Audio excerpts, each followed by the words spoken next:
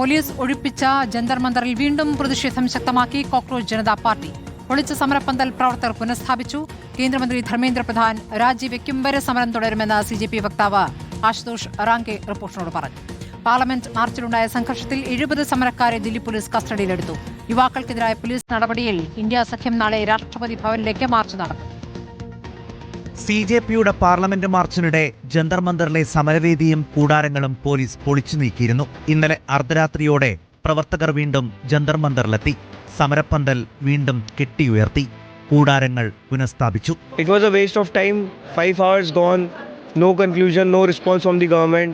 अब उनको मीटिंग करनी है तो वापस जंतर मंतर आके हमसे बात करेंगे.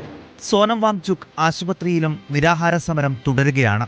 ഭക്ഷണമോ മറ്റു മരുന്നുകളോ കഴിക്കുന്നില്ലെന്ന് സഫ്ദർജംഗ് ആശുപത്രി മെഡിക്കൽ ബുള്ളറ്റിൻ പുറത്തിറക്കി.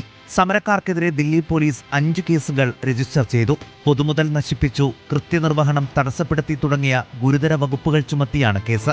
70 പേർ നിലവിൽ കസ്റ്റഡിയിലുണ്ട്. സംഘർഷത്തിൽ 5 IPSകാർ ഉൾപ്പെടെ 118 പോലീസുകാർക്കാണ് പരിക്കേറ്റത്. 130 CJP പ്രവർത്തകരും 40 പോലീസ് ഉദ്യോഗസ്ഥരും ആശുപത്രിയിൽ ചികിത്സയിലാണ്. പോലീസ് അടിച്ചോടിച്ചെങ്കിലും ജന്തർ മന്ദറിലേക്ക് കൂടുതൽ പ്രവർത്തകർ എത്തുന്നതാണ് ഇന്നത്തെ കാഴ്ച. വീണ്ടും പാർലമെന്റ് മാർച്ച് നടത്തുന്നതിൽ CJP നേതാക്കൾക്കിടയിൽ കൂടിയാലോചന തുടരുകയാണ്. റിപ്പോർട്ടർ, ദില്ലി.